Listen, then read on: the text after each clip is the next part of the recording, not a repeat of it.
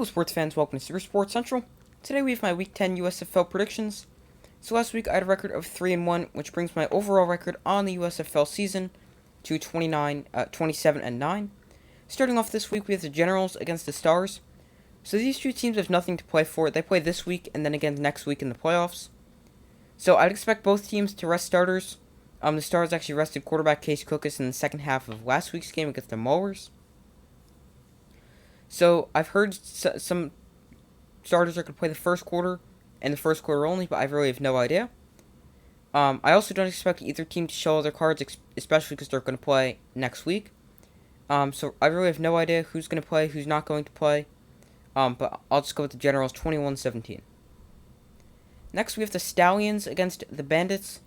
The Stallions lost their undefeated season last week, so now they really have nothing to play for. They clinched a playoff spot. They're not undefeated anymore. I think they're also going to opt to rest starters. Scooby Wright is going to return from injury, but I wouldn't expect him to play much at all, as he's coming back from 2 different injuries, so you'd want to especially make sure he's rested for the playoffs. But I still think the Stallions are going to get the win, but I would give the Bandits a chance, especially if the Stallions don't play any of their starters or very few. But most importantly for the Stallions is they need this week to regroup. After their loss against the Gamblers, it was their first week. They haven't been playing good football since like week 6. And some people have said they need to build momentum for the playoffs. I just think they need to focus on next week and regroup for next week. So I still think the Stallions will get the win, but I think it will be a close one, 20-16. Next game, we have the Toilet Bowl, and that is the Panthers against the Mowers. So today, the USFL announced something really, really interesting. So these two teams are battling for the number 1 overall pick. And today, the USFL announced there will be a 2023 USFL draft, and instead of the loser or the worst team getting the first pick, instead it will be the winner of this game taking home the first overall pick in the 2023 USFL draft. So I think this is a genius move by the USFL. 1, to get people to watch this game, and so it's not just the 2 worst teams playing each other for no reason. And 2, it discourages tanking, because then these 2 teams will be trying to lose for the first pick, whereas now they're trying to win for the first pick. So I think that's a genius move by the USFL. So my prediction for the game, the Panthers' only win is against the Mowers. They do have some quarterback injuries, though, the Panthers, that is.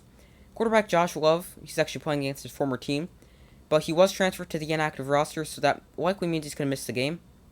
The other quarterback, Paxton Lynch, was moved to the active roster, and is without injury designation, so he will most likely start for Michigan. Meanwhile, for quarterback with the Mowers, they need to figure out if it's Vadley, Roland Rivers. It's very weird for the Mowers.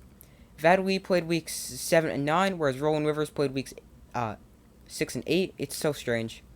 But I do have the Panthers winning and getting the first overall pick in the 2023 USFL draft.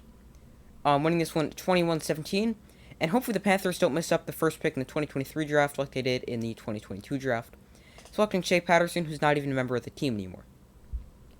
In the final game, we have the Breakers against the Gamblers. So this is the game we'll be having a live watch party for. That will start at 8:20 p.m. Eastern Time, so I hope to see you guys there. The Gamblers snapped their losing streak last week with a win against the undefeated Stallions. The Breakers clinched a playoff spot, so again, I would expect them to rest starters. I may even expect them to start Shea Patterson, who they claimed off the waivers a few weeks ago, because their other quarterbacks, Kyle Slaughter and Zach Smith, have both been banged up. Slaughter has actually been transferred to the inactive roster, so that means Shea Patterson would most likely be active, and he would also get a second chance against the Panthers, as he had his first chance against the Mowers, as the first time he played the Mowers, it was a loss in week 1 as a member of the Panthers. So I do think the Breakers will get the win.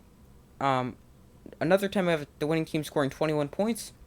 I have the Breakers winning this one over the Gamblers 21-20.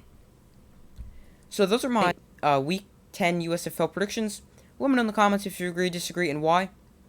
I hope to see you in the live watch party for the Gamblers Breakers game.